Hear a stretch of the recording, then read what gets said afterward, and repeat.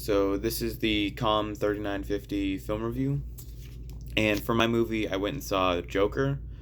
I've been wanting to see this movie for like months, and now I finally got to see it. I went and saw it Friday. And my initial reaction, I really enjoyed it. I'm gonna be honest, I kind of forgot that it was an R-rated movie before I went and saw it.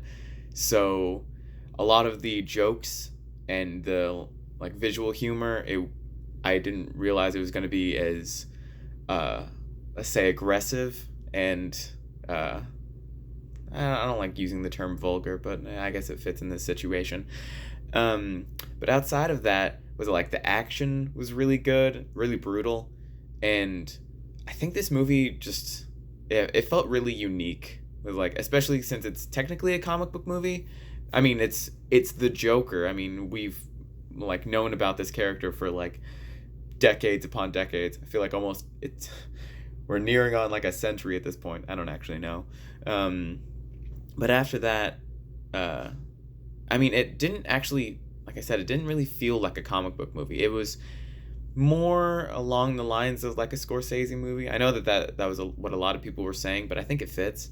Um, as far as the things that I liked in the movie, I think Joaquin Phoenix did an outstanding job as this character. He felt like really unique, and the way that they like used him to like show his like mental like disability, like how he just kind of whenever he feels anything, he just starts laughing hysterically, and it's super creepy and out of place, but that kind of like bizarre feeling that he's giving off, it it fits the context because the all of the places that he's located, all of them look like really dim and dirty, and the world just looks already in ruins before he does all the events that he goes on to do. I'm trying to keep this spoiler free. I know you said that.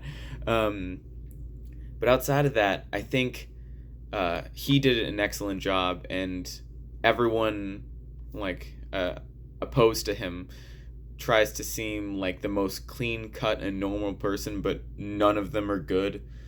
Like they're all really crappy, and you're supposed to be like rooting for the Joker because he's the protagonist, but he's also you know who he is. You know he's the villain, and he keeps doing villainous things, but you also want to kind of give him some slack because he is mentally disabled. And it's this weird kind of like disconnect where all of the things that he does, it just it feels wrong, but then again it doesn't.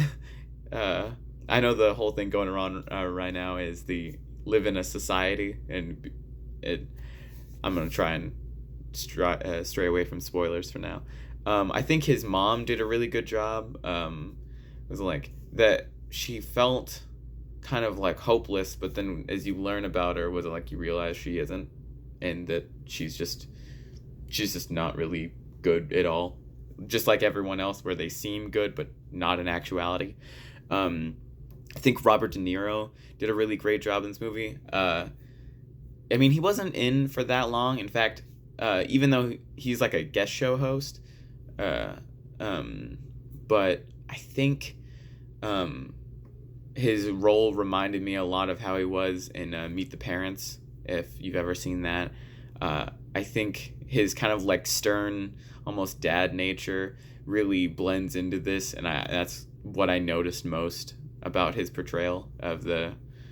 I can't even remember his name in the movie. Um, as far as how other Joker movies have gone, or other Joker portrayals, I think this one stands out definitely and is really unique. A lot of people are trying to like see where he stands in the lineup, between like Mark Hamill or Heath Ledger or Jack Nicholson, and frankly, it's hard to compare all of them together. But I think that this is probably my second favorite. I'd probably still rank it as the top being Heath Ledger, and then Joaquin Phoenix, and then after that would be Mark Hamill, and then the rest go down from there. Um, and I think as far as DC movies are concerned, I think this one is definitely one of the far better ones that they've come out with in a while. This one definitely is stylistically unique.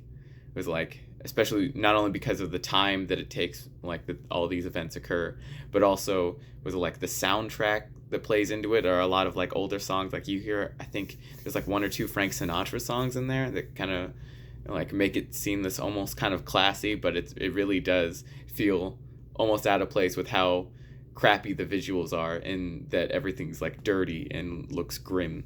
But that's all from Joker's perspective. And then I think my like, if I were to sum it all up, my final rating for this movie would probably be like a crisp 8.5 out of 10. I really enjoyed it. I enjoyed it a lot. And I think if it wasn't for some of the supporting actors, maybe it was like I probably would have given it a little bit higher, and also the fact that I've seen Joker so many times, like the Joker story played through so many times, that it's difficult to give this an insanely high rating. But as far as comic book films are concerned, I think this is like one of my like newer favorites. But yeah, as far as a sequel is concerned, I know that they're coming out with a Harley Quinn movie, and I don't necessarily need that in my life. And I know that the new Batman's supposed to be played by Robert Pattinson. I don't really care about that, and I don't need that in my life. However, I didn't think I needed this Joker movie in my life, but I'm happy that I've seen it because I thought it was really good. And yeah, that's it. That's my review.